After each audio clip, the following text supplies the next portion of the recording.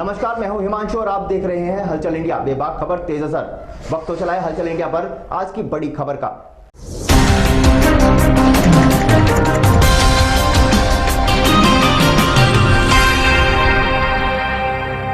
जनपद मुजफ्फरनगर के राजकीय इंटर कॉलेज के मैदान में आयोजित राष्ट्रीय लोकदल की लोकतंत्र बचाओ महापंचायत में पहुंचे रालोद के राष्ट्रीय उपाध्यक्ष जयंत चौधरी, दीपेंद्र हुड्डा, पंकज मलिक, इमरान मसूद, हरेंद्र मलिक, चौधरी नरेश टिकैत, राकेश टिकैत और धर्मेंद्र यादव समेत अन्य नेताओं का पदाधिकारी और कार्यकर्ताओं ने जोरदार स्वागत किया। इस दौरान जनपद सहित अन्य जिलों से भी भारी संख्या में किसानों और कार्यकर्ताओं ने महापंचायत में हिस्सा लिया, जिसमें सभी ने रालोद के राष्ट्रीय उपाध्यक्ष जयंत चौधरी पर किए गए लाठीचार्ज का विरोध किया। इस दौरान प्रदेश सरकार पर अनैतिकता का आरोप लगाते हुए सभी ने अपने वक्तव्य में प्रदेश सरकार की घोर निंदा की। इस दौरान अपने नेताओं को देखने के लिए पहुंचे लोगों में जूत पतरम भी हो गया, जहां सभी अपने नेताओं से मिलने के लिए उत्सुक दिखाई दिए। इस महापंचायत में पहुंचे विभिन्न दलों और संगठनों के कार्यकर्ताओं ने जयंत चौधरी को अपना समर्थन दिया। रालोद के राष्ट्रीय उपाध्यक्ष जयंत चौधरी पर किए गए लाठीचार्ज पर भारतीय किसान यूनियन, समाजवादी पार्टी, कांग्रेस सहित अन्य दलों ने भी अपना समर्थन करते हुए महापंचायत में हिस्सा लिया। महापंचायत में शामिल हुए सभी किसानों और युवाओं ने लाठीचार्ज और किसान विधेयक का विरोध किया। महापंचायत में अपने नेताओं को देखने वाले लोग खंभों पर भी चढ़ गए। बाकी देश में बहुत से म्यूजियम बने हैं, संग्रहालय बने हैं, मगर क्या कसूर था? किसान की आवाज थे, देश की किसान की सर्वमान्य आवाज थे। राजस्थान, नागौर से लेकर और उड़ीसा तक किसान एक था, मगर इन भारतीय जनता पार्टी वालों ने आपकी आवाज को कमजोर किया है। किसान को धर्म पे और जाति पे बांटकर किसान की आवाज को, किसान के संघर्ष को दबाने का, कुचलने का काम किया है। आपको याद होगा दिल्ली का नजारा कि उस कोठी से मैं आज भी नहीं भूलता, जब सामान को बाहर लेके जाया गया, चौधरी चरण सिंह जी की कोठी थी, वहां से आपके दिल में दर्द होना चाहिए था, हमारे दिल में दर्द था। और इस बार भी 2019 में भी क्या हुआ? 2019 में भी निशाने पर रखा गया। पूरे उत्तर भारत में 14 में तो पहुंच गए थे धर्मेंद्र और हम। इस पूरे पश्चिमी उत्तर प्रदेश, हरियाणा, राजस्थान, गुजरात तक हम 2 ही सांसद थे उस समय, मगर 2019 के अंदर निशाने पर रखा गया। जैन जी को निशाने पर रखा गया, चौधरी अजीत सिंह जी को निशाने पर रखा गया, चौधरी भूपेंद्र सिंह हुड्डा जी को सोनीपत पे निशाने रखा गया और मेरे को रोहतक से निशाने पर रखा गया। कहीं मशीन से, कहीं काबू नहीं आए तो बैलेट से, कैसे ना कैसे कर कर आपकी आवाज को दबाया जाए। 19 के अंदर भी वही भारतीय जनता पार्टी ने प्रयास किया। आपके सामने मैं जमुना पार से आया हूं, मेरी एक बात अपने काका ताऊ बड़े बुजुर्गों से कह के जाता हूं, आप मेरी एक बात याद रखना, उस बात को लिख के आप नोट कर लेना। अगर ये किसान एकजुट नहीं हुआ, किसान का संघर्ष एकजुट नहीं हुआ और भारतीय जनता पार्टी वालों की तरफ से रणनीति के तहत धर्म और जाति पे यूं ही बढ़ते रहे, तो आने वाले समय में सड़क पे तो आप पिटोगे। आज आपने देखा हरियाणा में, कुरुक्षेत्र में, पिपली में 15 दिन पहले किसान संघर्ष में लाठीचार्ज किस तरीके से हुआ। आपने जयंत भाई के साथ वहां पर हाथरस में क्या हुआ वो भी देखा। सड़क पे तो आप पिटोगे और मंडी में आपकी फसल पिटेगी। मैं दोबारा कहता हूं, अगर एकजुट नहीं हुए, अगर किसान एकजुट नहीं हुआ तो सड़क पे तो आप पिटोगे और मंडी में आपकी फसल पिटेगी और कोई तुम भी पिटोगे, थारी फसल भी पिटेगी और कोई आपको पूछने भी नहीं होगा, कोई पूछने वाला भी नहीं। इसीलिए ये जो कहा जयप्रकाश जी ने, मैं इनका बहुत सम्मान करता हूं, जो कहा धर्मेंद्र जी ने कि भाई जोश के साथ होश, एकजुटता से भारतीय जनता पार्टी से हमें लड़ाई लड़नी, होश के साथ लड़ाई लड़नी है। जोश, मैं अपने नौजवान भाइयों को देख रहा था, जोश है, भावना है, आपके दिल में चोट पहुंची है। और मैं ये भी आपको बताना चाहता हूं कि उस चोट में मैं अपनी तरफ से तो व्यक्तिगत रूप से आया ही हूं, क्योंकि हमारे इस परिवार के साथ 3 पीढ़ी के संबंध हैं। मेरे स्वर्गीय दादाजी चौधरी रणबीर सिंह जी का लंबा साथ, लोकसभा की बात हो, संसद की बात हो, स्वतंत्रता संग्राम की बात हो, अंग्रेजों से लड़ाई लड़ने की बात हो, लंबा साथ स्वर्गीय चौधरी चरण सिंह जी के साथ रहा। हुड्डा साहब का लंबा साथ चौधरी अजीत सिंह जी के साथ रहा। और आपने तो देखा होगा, आप देखते हो परखते हो, जय भाई जयंत को जहां जरूरत होती है मैं आपसे पूछता हूं वहां दीपेंद्र कहीं पीछे तो नहीं पाता भाई। तो एक साथ हमारा रहा है तो व्यक्तिगत रूप से भी हम आए, मगर हम सब मिलकर भाई, हमारे आदरणीय हरिंदर मलिक जी, हमारे भाई इमरान मसूद जी, हमारे हरियाणा से जयप्रकाश जी, हम लोग मिलकर कांग्रेस पार्टी की तरफ से भी, क्योंकि जो हो रहा है विपक्ष की आवाज को दबाने के लिए वाले विभिन्न राजनीतिक दल के नेताओं का मुजफ्फरनगर की और पश्चिमी उत्तर प्रदेश की जनता के तरफ से धन्यवाद देता हूं, नमन करता हूं। याद रखो, ये आज यहाँ इसलिए नहीं आए कि उनका और मेरा प्रेम भाव है, हाँ है, आत्मीयता है, रिश्ते हैं। आज उन्होंने यहाँ आपके बुलावे पे आपके बीच में आकर उन रिश्तों की कदर की है, लेकिन वो आज यहाँ इसलिए आए हैं क्योंकि उन्हें आपकी मान सम्मान का पता है।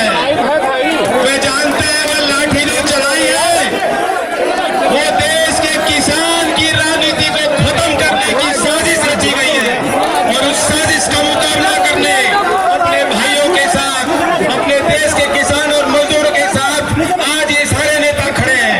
मैं इनका नमन करता हूँ।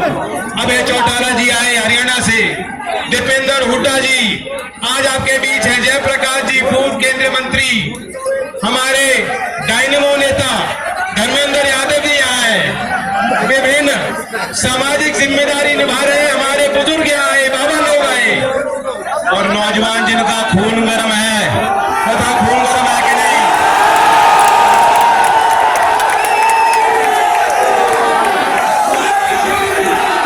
हमें ये याद रखना चाहिए, आज हमने मुजफ्फरनगर का स्थान क्यों चुना, क्योंकि मुजफ्फरनगर का इस क्षेत्र का अपना एक मिजाज है, अपना एक इतिहास है। बड़े बड़े बादशाहों को रास्ता बदलने के लिए आप लोगों ने मजबूर किया, अपने इतिहास को नहीं भुला सकते। बड़े बड़े आंदोलनों की शुरुआत आपने यहां से की, और जब जब लोकदल का कोई आंदोलन हुआ, जब जब उसकी अगुवाई या चौधरी चरण सिंह जी किया करते थे या चौधरी अजीत सिंह जी ने करी, बड़ी बड़ी पंचायतें यहां हुई, हमने कभी भी हिंसक नहीं होने दिया। ये नेतृत्व की जिम्मेदारी होती है। लेकिन कितना बड़ा दुर्भाग्य है, नेता का दिल बड़ा होना चाहिए। आज इस सूबे की बागडोर ऐसे लोगों के हाथ में चली गई जो किसान को देखते ही खौफ डर जाते हैं। वो चाहते हैं कि क्षेत्र का किसान उठ ना पाए, वे संगठित ना हो पाए। योगी जी, आपको याद होगा कैराना के चुनाव में मैंने एक बात कही थी। क्या बात कही थी? लड़के बता देंगे क्या बात थी।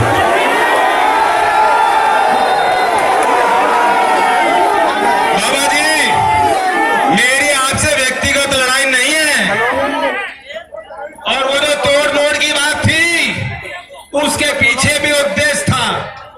वहां पूरब में घटना हुई थी, और आप वहां जनता को जाके जो पीड़ित लोग थे उनको उल्टा धमका रहे थे ऐसे उंगली चलाकर। इसलिए मैंने उस आवेश में आकर, यहाँ पश्चिमी उत्तर प्रदेश की धरती है, यहाँ के लोग बहुत सहन कर लेंगे लेकिन अन्याय सहन नहीं कर सकते, उस बात को याद करके इसीलिए मैंने वो बात कही थी उंगली तोड़ने की। लेकिन बाबा जी, योगी जी ने तो बात ऐसी ले ली, उन्होंने उंगली नहीं, ना जाने क्या क्या तोड़ने की रणनीति वहां बना रखी थी, साजिश रची हुई थी, एक सुनियोजित साजिश थी। लेकिन मुख्यमंत्री जी, बाबा जी, योगी जी, बहुत नाम है आपके। मैं आपको कह देना चाहता हूं, आपने कोशिश अपनी कर ली, आपने पूरी कोशिश कर ली, लेकिन ये जो लोग हैं, ये मेरे घर के लोग हैं, ये मेरे घर के परिवार के लोग हैं, और ये मेरा बाल बाका भी नहीं होने देंगे।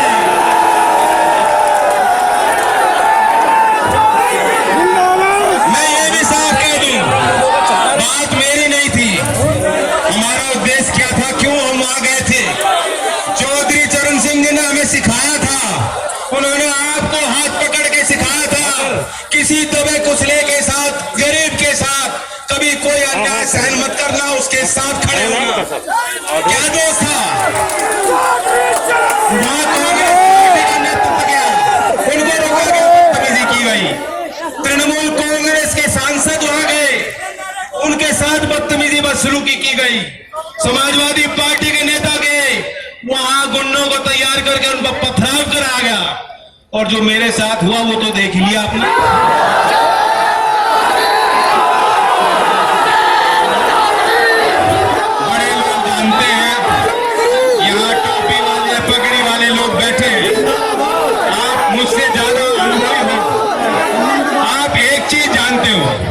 इंसान की नस्ल की पहचान आप कर लेते हो। बात यह है, आदमी वो होता है जिस वातावरण में वो बड़ा होता है। जिस बच्चे को घर में प्यार मिलता है, संस्कार मिलते हैं, बड़ा होकर भी अच्छा नागरिक वो आदमी बनता है।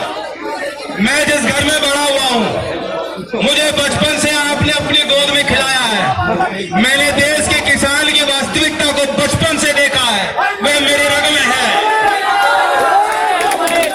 बुआ जी को आपने करीब से देखा, सरोज बुआ जी आपको याद होंगी, ज्ञान बुआ जी आपको याद होंगी, आपको दादी जी याद होंगी। जब चौधरी साहब डांट के चाहे भेज दिया करते थे, दादी जी आपको बुला के पुचकारा करती थी, याद है कि भूल गए।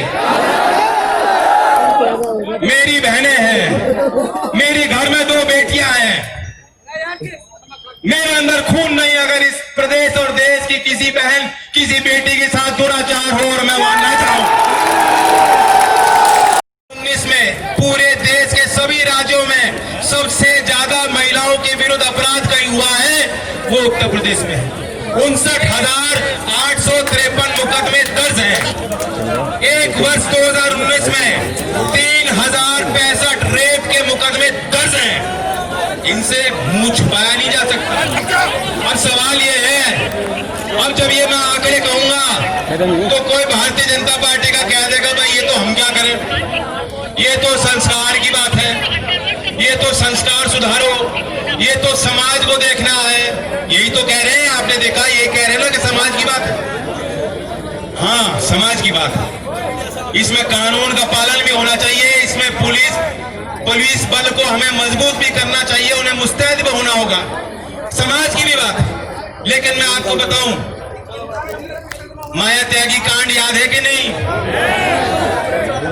लोगों के अंदर वहां उस समय विशेष चेतना जगाने का काम चौधरी चरण सिंह जी ने किया था, और लाखों लोग तब जेल गए थे।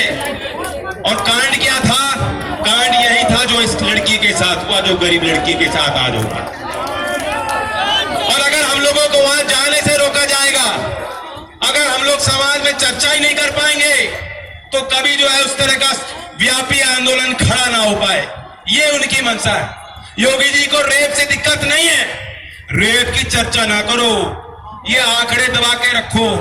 योगी जी को रेप करने वाले से दिक्कत नहीं है, उनको सख्त रखते हैं, उनको मंचों पे सुशोभित करते हैं। आपने देखा, भूलना मत, जो एक विधायक संघ था, पूरी सरकार जुटी थी उसे बचाने में, उनसे दिक्कत नहीं है।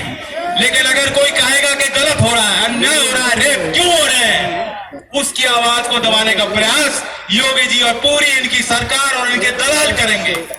ये है सुशासन। क्या ऐसी सरकार की रचना आप लोगों ने की थी? मैं अपने भाइयों से कह दूं, बहुत मार पड़ ली, बहुत मार पड़ ली, और तरीके से पड़ रही है। किसान बेहद दुखी है। गन्ने की बड़ी फसल यहाँ होती है, पैदावार होती है। आपको मालूम है, चौधरी अजीत सिंह जी ने सारी जितनी मिल है चौधरी साहब ने लगाई, और किसी ने नहीं लगाई। 6 साल हो गए मोदी जी को, और 3.5 साल हो गए योगी जी को। एक मिल छोड़ो, एक कोलू भी लगाया हो, कोलू भी लगाया तो बता दो। और वादे कितने किए थे, हांगकांग बना देंगे, पेरिस बना देंगे, लंदन बना देंगे, चीन हमारी तरफ देखेगा नहीं, पाकिस्तान का इलाज कर देंगे, सारी बात कही। इन्होंने कहा था स्वामीनाथन आयोग की रिपोर्ट को पहला हम निर्णय लेंगे, फैसला लेंगे किसान किसान के पक्ष में लेंगे, रिपोर्ट को लागू करेंगे। आज भी दावा करते हैं कि हमने एमएसपी का 50% मुनाफा किसान को दे दिया, बांट दिया। किसान की आय दुगनी होने जा रही है। दुगनी होने जा रही है क्या?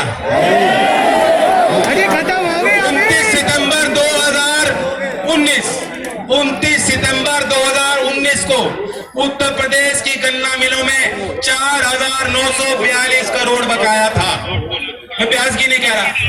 और 29 सितंबर 2020 को एक साल बाद 8,500 करोड़ का बकाया है। अब बताओ दुगने हो रहे हो या आधे हो रहे हो? अभी नहीं कर पाए मेरा लाइफ।